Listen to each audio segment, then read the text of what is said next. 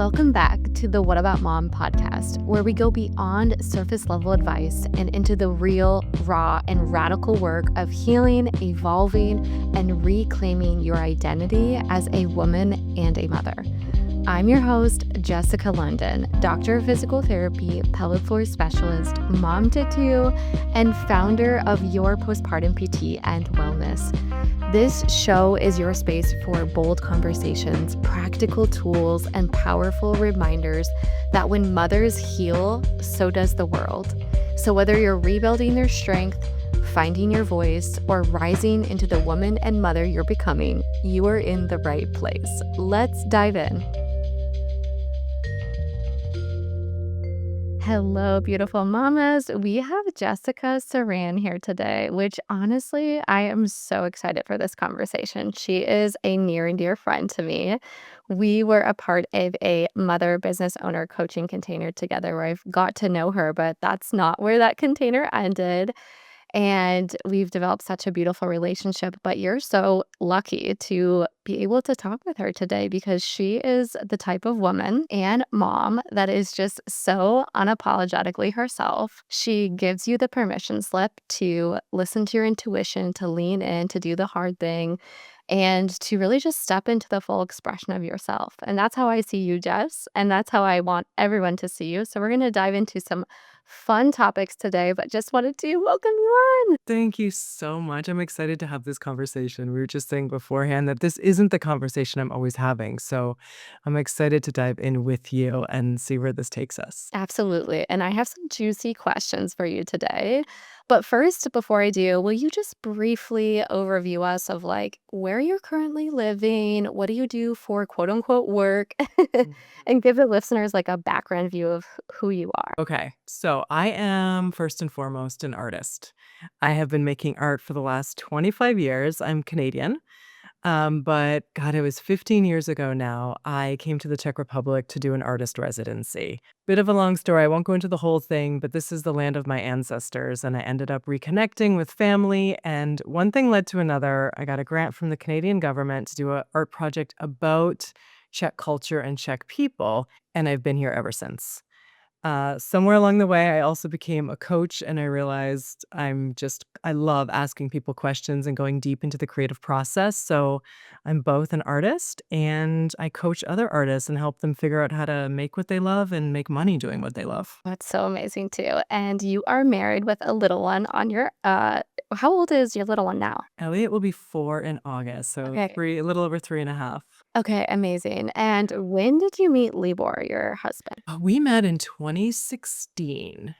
Yeah, so what is that? That's 9 years, almost 9 years ago. Oh my gosh. Okay, did you guys meet traveling? Or tell me a little bit of backstory because we're gonna dive into you guys, your roles in the household and everything like that. So I'd love for them to little understand a little bit more about how you guys met. Yeah, it's actually a really funny story. So, we had a mutual friend, and Libor and her were working together, and she wanted some of my paintings to hang in their office. And so her name's Helena. Helena said, "Okay, I'm gonna come to your studio," and she needed somebody to drive the van. And he came in, didn't make much of an impression, but we realized we had some common ground because the art project I did was about Czech culture and he studied ethnography. And so we just got chit-chatting and I said, "Hey, like here's a copy of this book, this art book that I published, maybe you're interested." At the time we were both in a relationship. And so, I mean, Instagram had begun at that point. So he had sent out a post about my book and tagged me and, had a little back and forth. That was it. A couple years later, both of our relationships ended and he reached back out to me. He's Czech, but he used a really interesting English word. And I thought, well, maybe this guy's a little more interesting than I first imagined. And it just kind of started and grew from there. Okay, amazing. Okay, I love that story so much. I feel like it's, the timing of everything is so beautiful too. Like you guys met, then years later, then you reconnected. One of the really cool things that I feel like you guys have done so well together is to just continue to lean into each other, and to lean into each other as a family with finances, with parenting, with everything in your household. I've learned so much from you as a mother and a parent. But one of the things that I was so impressed by you and your family and how you guys navigated this was moving with a little one in tow Elliot was probably 2.5 when you guys made a huge move to be where you're at now. So I would love for you to kind of paint the picture of, a lot of our moms might be thinking about moving with little kids or maybe wanting to move, but feeling really nervous and scared. And what's that going to feel like and do like? So paint us the picture of you guys maybe, kind of grappling with that decision, that knowing maybe that you wanted to move and then actually doing it. Yeah, so I guess it's worth noting that I am in human design, I'm a manifester. And so my nature is when I know what I want to do and what needs to happen, I just go and do it. Now, that changes a little bit when you're in a relationship with a child, of course. But Libor's always he's just an incredible person and partner that we've always approached our life as how can we're creating a life together. And so we think of everything as a creative process and we're constantly checking in to see, what do we each need? What do all parties here need? And we often will ask each other the question, if I had it all my way, this is how things would go. And then the other person gets the chance to answer the same thing. So I was actually on a business retreat in Tuscany for 5 days. And when I was there, I just got the awareness that I wanted to move back there for a period of time. So I got back home and I was very excitedly telling Libor all about the retreat and the experience. And I said, my love, I think we should move there for 6 months. And he was like, to Tuscany? I'm like, yeah. He's like, all right.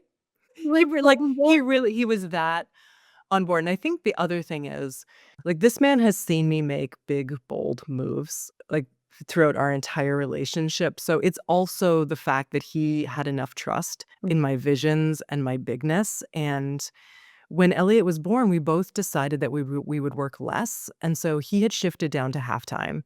I was working less in my business. And so at this point, he was mostly just doing contract and a little bit of freelance work, but he wasn't in a full-time position at all, and so we had the freedom to move, and my business is based out of home, and so he said yes, and we decided then, and we both know enough at this point that if we decide and are really committed, we'll find a way and we'll figure it out. And Elliot wasn't in school yet. We had made the decision that we both wanted to spend as much time with him, so he was just with us all day.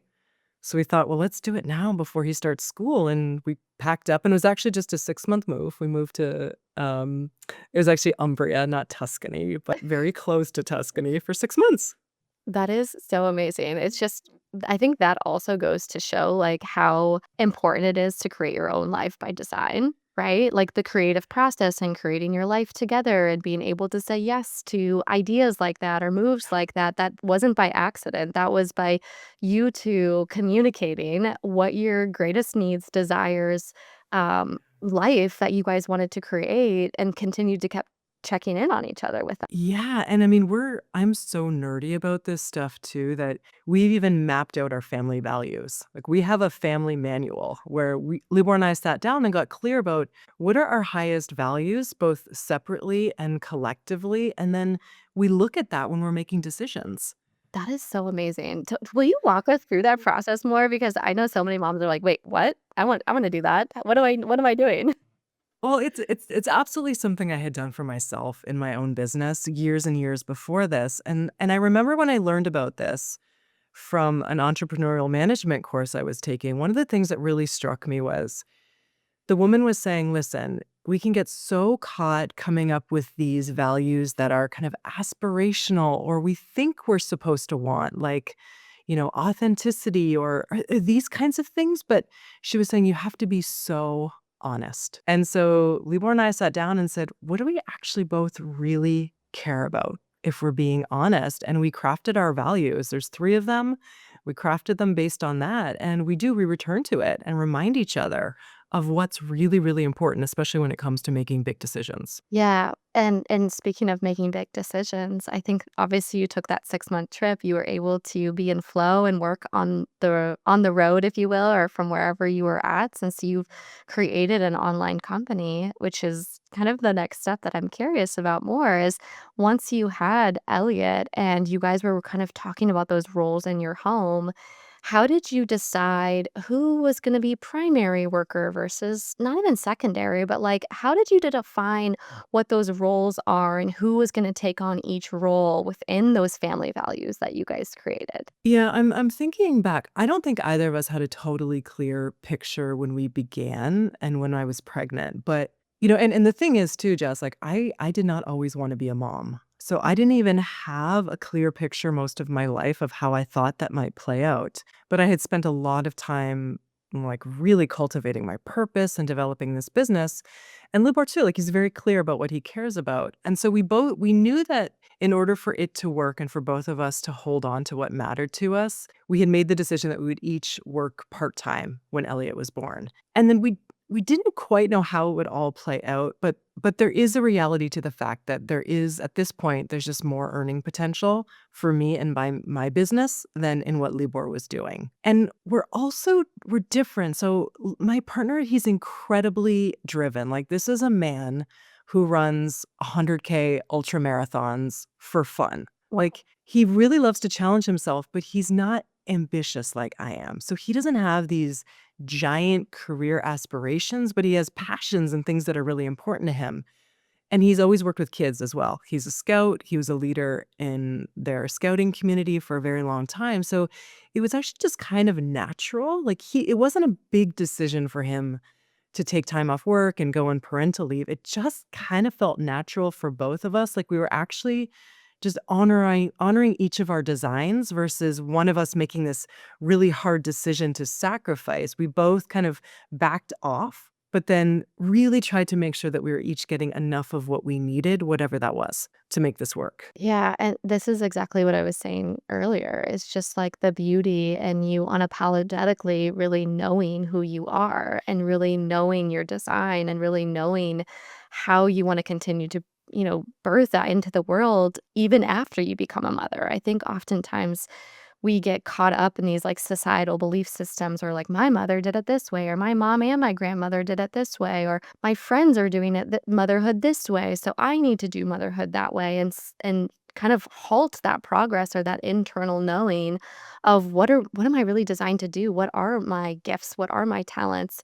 And it sounds like to me that you guys really stayed true to those too and allowed you to continue to live those out. So, with saying that, just to be clear, it's like you are the main income earner of the home. You are ambitious AF and an incredible business coach, especially working with artists and creatives.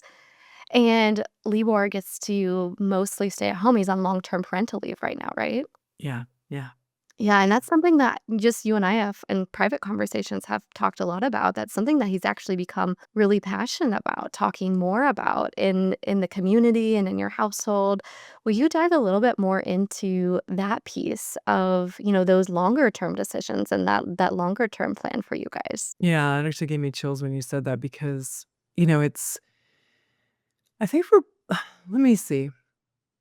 I think, yeah, what I will say is really, really true for both of us is it was really we wanted to have a great relationship and both be really present for Elliot. We knew that. We knew that modeling, like what it could look like for a couple to really stay strong together was super important.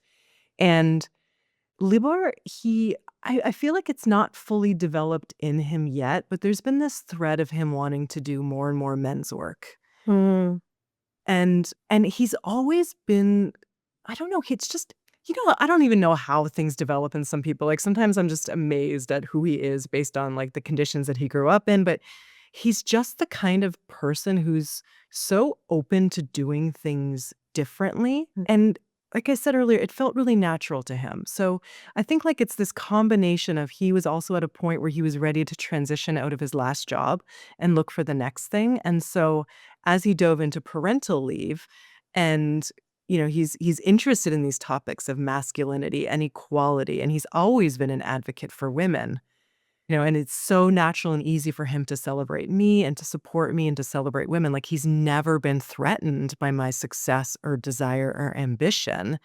That it just kind of evolved into him as he got more into the role and was having these conversations with people and primarily other women, who were, hearing like his stories of how we were doing this and what we were doing differently. And they were feeling so inspired. And he was getting a lot of like, can you talk to my partner about this? Can you talk to my husband? And just because it is really different. And so he's also naturally, he's a very great speaker, and he's somebody that people have often seen as a leader in whatever role he plays. So he started thinking like, well, maybe I should talk about this more. And then it evolved to him doing more podcast interviews and being in conversation about what it means. And yeah, I think it's really important for both of us that it's equal. And also he's so invested in what he's modeling for our son.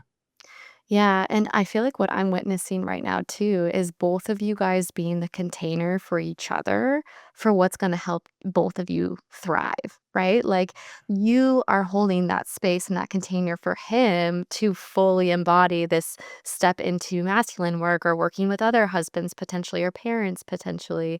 And you're holding this container and space for him to be able to explore that new avenue while also still being able to be present with Elliot. And then he, vice versa, is also holding this really safe and supportive container for you to just live out your most authentic, ambitious, creative self so that you can, crush all of these dreams and goals that you have and it works. It works together. That's what I'm witnessing between both of you. It does, and yeah, and we were so committed to continually reinvestigating that, like, what do each of us need at these different stages, and, again, I'm just so grateful that he's like, I've often even said to him, like, "How are you? Like, how is this with your identity?" Like, I can imagine it's a really big deal for a man to be in this position. For him, it's not. Like, it's important that he has something that he's working on, which now that this is more of his topic, that's important, but I just feel so lucky that he's just the kind of person he is that is so available for this and doesn't feel threatened by a woman or his partner, being the primary breadwinner and being more ambitious and driven than he is. Yeah, yeah, that's amazing. And what would you say maybe to moms or wives listening to this that maybe are in the same space and they're kind of grappling in their head of like, no, maybe I'm too much, maybe I'm too ambitious, maybe I'm too big. I need my partner's not supporting me, or maybe I should be smaller. Like, what would you say to women and mothers in that space that are really maybe not so sturdy? Because it sounds like you two are very sturdy in who you are and owning your roles. But I could also see how this could also feel like very unsteady for a lot of mothers who haven't fully owned and stepped into that role themselves. Oh my goodness, yeah. I will say that I'm aware that I've had kind of the luxury and privilege of I had Elliot when I was 44. So I had a long period, one, without thinking I was even gonna be a mom, and two, to really cultivate my own identity, my own passion, I mean, I think in so many ways it's made motherhood challenging in some ways because 'cause I'm so rooted in certain ways of being an identity. So I know that I came to motherhood with that already, so I feel very fortunate. I mean, and I think that, one of the things that Libor and I are always looking at is also, like, by me being this, what is it providing him? What is it providing our family? And vice versa, right? So the being in like direct relation to how we each get to benefit from who the other is being, um, has been a really big aspect of it. I think that, I did study Alison Armstrong. She wrote this book, The Queen's Code, and really even looking at just different strategies for being able to present and talk about what we need and making sure we kind of complete the cycle. So I remember when Elliot was yeah, he was really young, and the first it was like the first 5 months, I basically didn't leave the house alone, and then by the time he was about 10 months old, I was actually in a pretty rough spot. Like, that first year was really challenging for me, and so we decided that each of us would take a weekend morning off. So I would go out, I would have, like, my CEO mornings, and I would go to get a massage. I'm saying this because I would always come back and share the benefits. Like, "Oh my god," like, we would sit down and I would say, "Libra, that was so good for me. I just got this and this and this out of it." And I would get to see how he came back when he got a break or when he did certain things to support himself. So I think giving each other that real feedback has been really, really important. And, the thing I was saying earlier, and like, hey, we do not get this all perfect, like by any means. I don't want to present it that way, but sitting down to really ask each other, like, okay, if you had it all your way, like full permission to describe that reality, and then I do the same, and then we kind of go from there. So at least we're giving each other an honest starting point. Oh my god, I love that question so much. I'm gonna start doing that in my household because it is such a good question. It allows permission on both ends, and then also allows for compromise, which has to happen. It allows us to be able to meet in the middle as couples to say, "Okay, this is what it would look like if I had it all my way. This is all what it would look like if you had it all your way." And then also what makes sense when we compare those to our family values. And I can absolutely see how those like tactical strategies that you guys are using in your home allows for consistent communication between you two so that you can not hold judgment or guilt or frustration against the other person because it is being fully expressed and communicated what you're here for, what you need, what you're exactly asking for.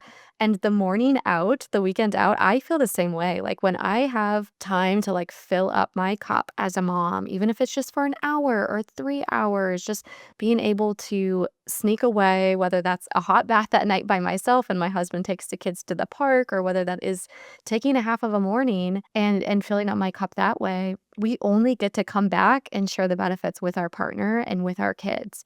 I think where I see a lot of women and moms specifically struggle with this is the ask. Would you agree? Yeah.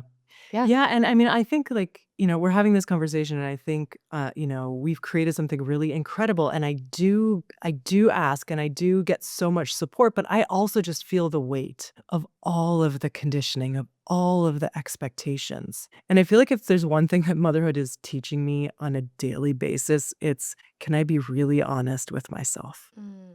Yeah. I, like, really connect to what are those needs actually, and ask and see, can we give each other at least a big enough dose of it in whatever ways we can? But it starts with first and foremost being honest with ourselves, and then, like you said, being able to ask, being able to say it out loud. Mhm. Yeah, feeling that safety in that relationship too is so important. Hey, quick thing while I have you here. If you are a postpartum mom who got cleared at 6 weeks but still feels totally unsure of what to do next, you are so not alone.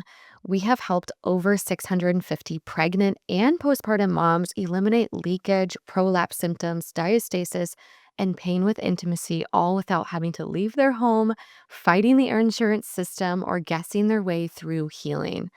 Our one-on-one pelvic floor and core restore program combines expert pelvic floor rehab and strength coaching, giving you a clear, evidence-based, and customized plan designed for busy moms who literally don't have time to drive all around town, juggle childcare, or take more time off work. So if you're thinking, yes, I need this, just head to yourpostpartumpt.com/book call dash podcast to book a free inquiry call to learn more about what it looks like to work with us one on one and see if it could possibly be a good fit for you. Honestly, this could change everything. And most of our moms find full resolution in just 3 to 6 months working with us one on one. Okay, let's dive back in. Okay, you said something 2 times now, so I'm like, I have to circle back and ask because this podcast clearly is What About Mom? So you said you didn't know if you even wanted to become a mom, and then when you had Elliot, you were 44. Walk us through that decision of you guys making that decision at that time in your life when you were more established in your identity and your career and all of those things. Walk us through, like, what eventually made you decide or opened up the idea to you deciding, or maybe you didn't have a choice. I'd love to know. Well, when I was younger, it just was not something I saw for myself, and then I became an artist, and I felt like I'm just way too selfish. It just Mhm. I wasn't so focused on marriage, I just wasn't cultivating a traditional path. So, none of the thought of having a child, it just wasn't there, it wasn't a deep desire in me. But I remember it was probably 15 years ago. I have a musician friend, he's Austrian, and he said to me, "I never wanted kids until I was in the right relationship." Wow. And my ears perked up and I thought, I've actually never heard anyone say that, but there's something there for me. And this was long before I had met Libor. And then we got into a relationship and I still didn't necessarily know or think. And quite honestly, we had a lot to work through in the beginning of our relationship. But then as the relationship grew, it felt like this is what we're here to create together. And it wasn't like absolutely, yes, I'm all in. I still had all of these reservations. He was somebody who was more inclined to have kids, but he wasn't 100% this has to happen with my life. And so it really evolved, and I didn't meet him until I was, what, maybe 30, late 30s? And then, we needed a couple years just to get into the relationship and sort through a bunch of things. And then the thing is, though, Jess, the funny thing about me is I never thought I wanted kids, but I always wanted to go through labor. Labor is actually incredibly fantastic. My I just was fascinated with it. I thought that it would be so rich and so gritty and so hard, and I wanted that experience, but I didn't want the kid after.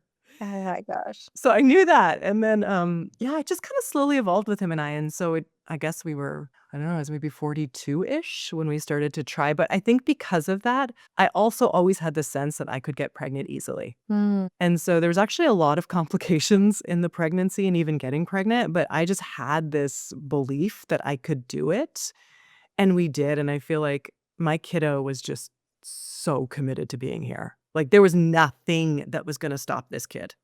So, it works.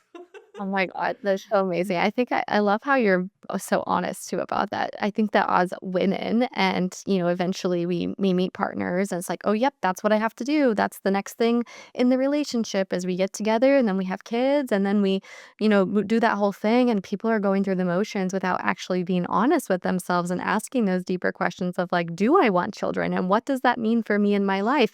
And what does that mean for us and our roles in our relationship and everything like that. So I actually love that you constantly reevaluated, but the truth of the statement of depending on who you are with in the relationship.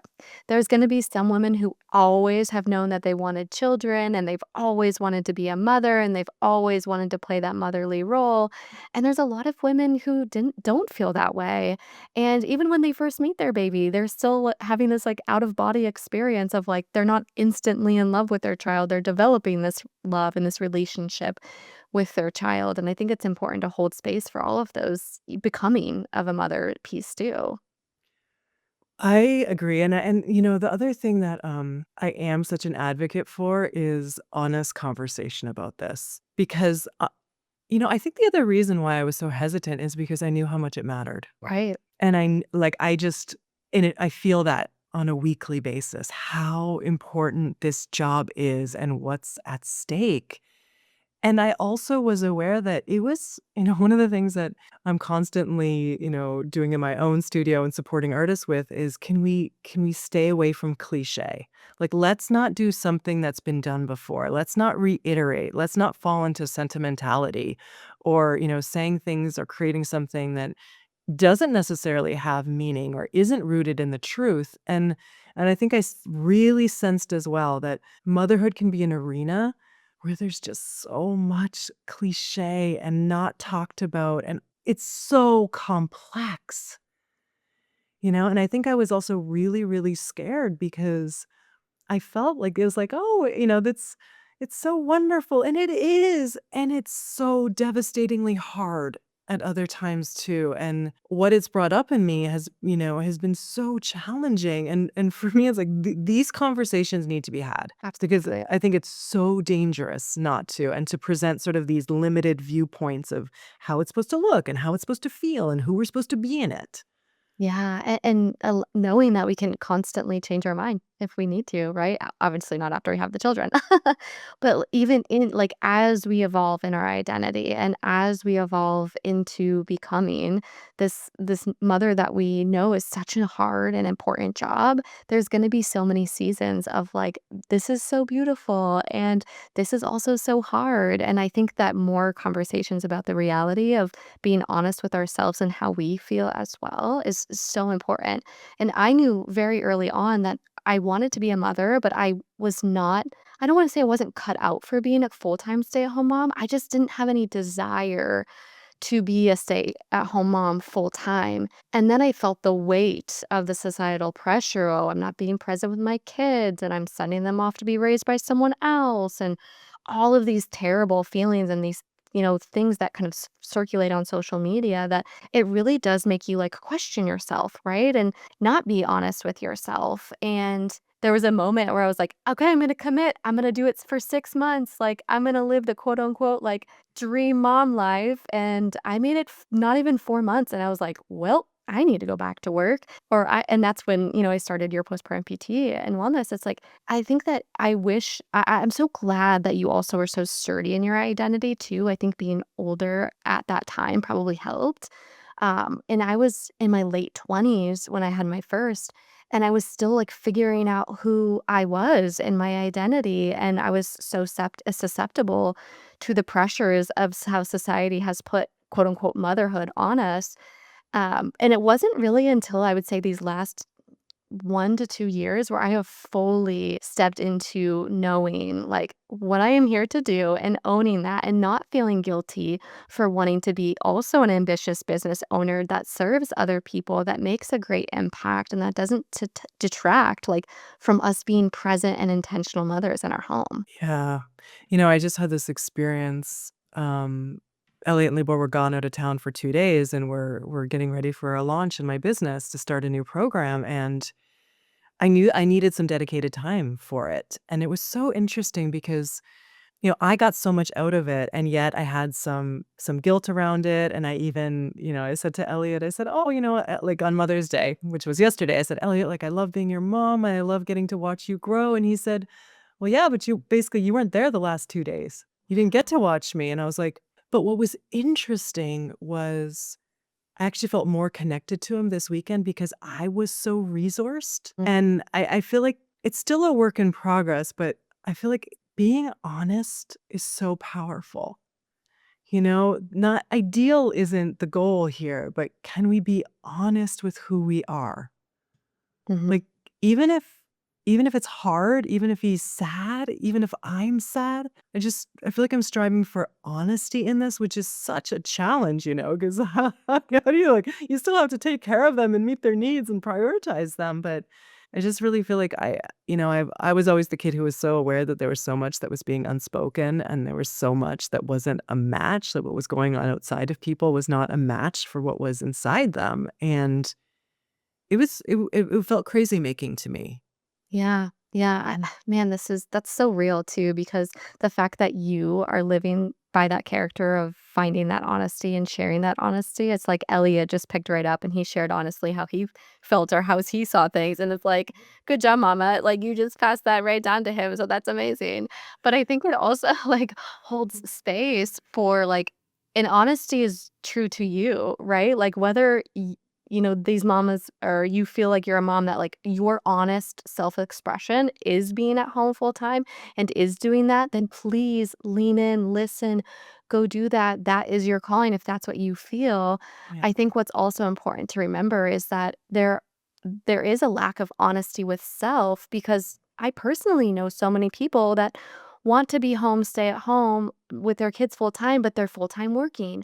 Or mamas that are staying at home full time, but they actually want to have a part time job and they do want to get out of the house and there's other limitations. And so I think just opening those, you again, you like allow us, you give the permission slip of being able to have those honest conversations in our home and first getting real with ourselves, first being honest with ourselves in those quiet moments, in those quiet spaces, and then speaking those to our partners, to our spouses, so that they know how we're feeling and how you guys can come together to work together is literally the most important thing. Yeah, and I'm just flashing, Jess. I feel like this was really helpful for me, and then I learned this long before I became a mom. But Dan Siegel, he has a lot of parenting books, and he has a book called Mindsight, and in it he was talking about how it's actually less important what kind of story we lived or the circumstances of our life, but what's more important is if we had somebody helping us make sense of them, somebody helping to name it and process it, right? And so of course, conditions matter, but this idea of like, am I actually creating a cohesive story and helping my son to process this feels Yeah. more important than it looking a certain way, or looking the way I think it's supposed to, or the way my sister's doing it, or my mom did it, or my friends are doing it. Yeah, yeah, continuing to circle back to those moments and asking those questions to make sure you're choosing to live that life by your design, not other people's design or what was being generationally passed down to us or inherited by our friends and our families and our circles. Yeah. I think the other cool thing that I've seen you do and learned that you've done too is by creating this life by design, when you were pregnant with Elliot, you made your entire annual salary in 1 month. And I think that, like, I feel like we need to talk about that because I think that is also like, gosh, it just shows the possibilities and it breaks the narratives of you have to do it the 9 to 5 way, or you have to do it the entrepreneur way, or the whatever it might be. It's, like, really getting clear about what life do you desire?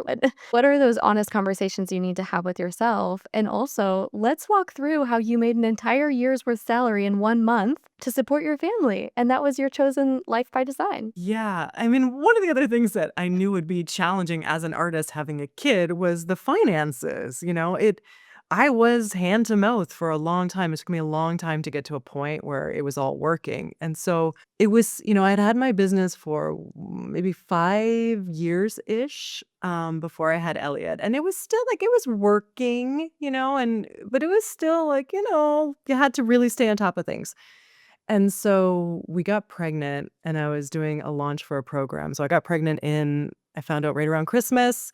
We were doing the launch in January.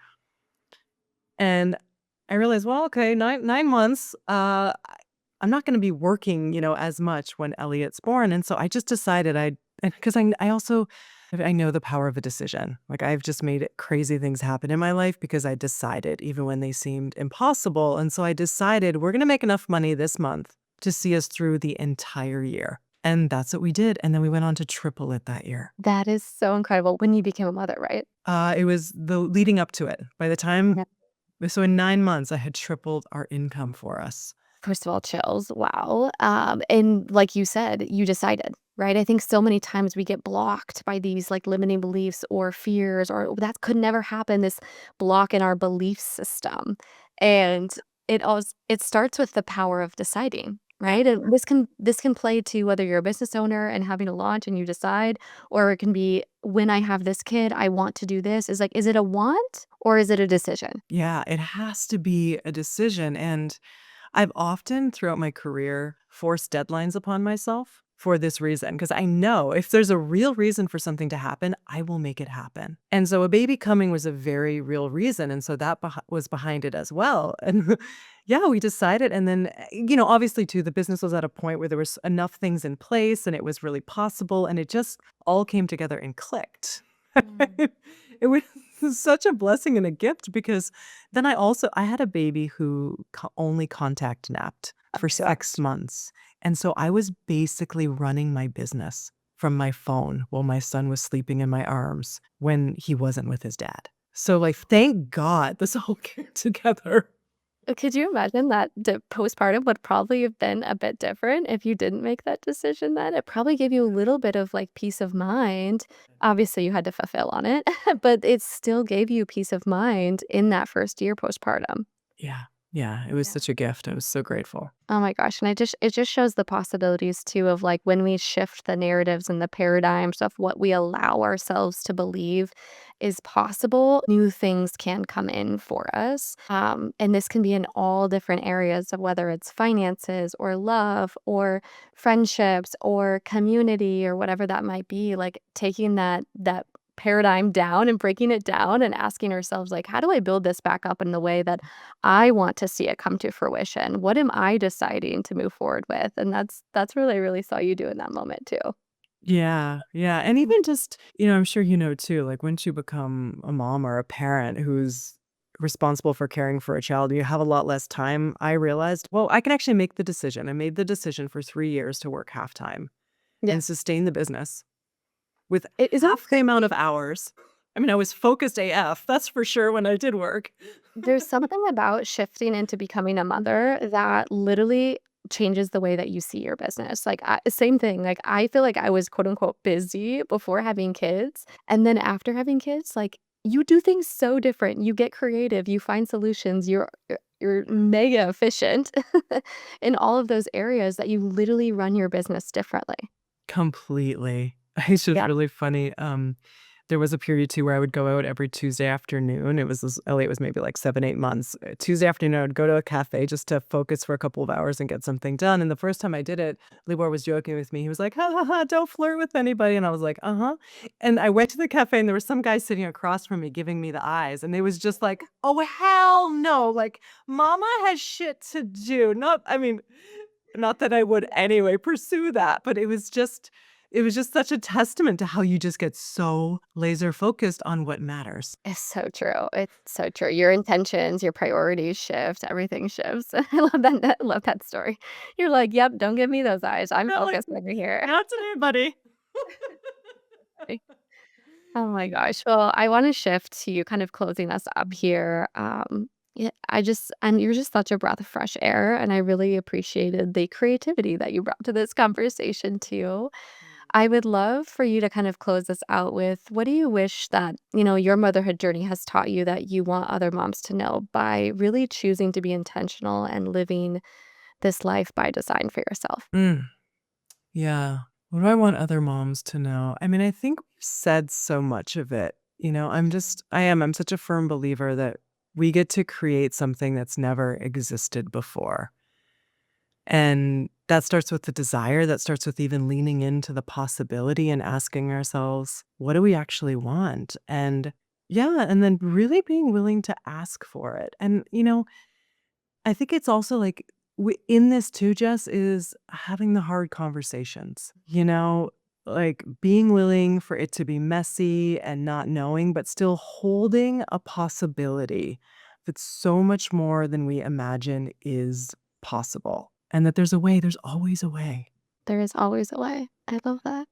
And where do people find you if they are artists themselves or creatives that want to learn more from you and follow along? Yeah, Instagram's a good spot now. Jessica.Saran on Instagram. Amazing. Thank you for having this conversation with me and bringing so much real and truth and honesty to it. I absolutely know it's impacted my life and it will impact many mothers moving Mm. forward. You're so welcome. Thank you.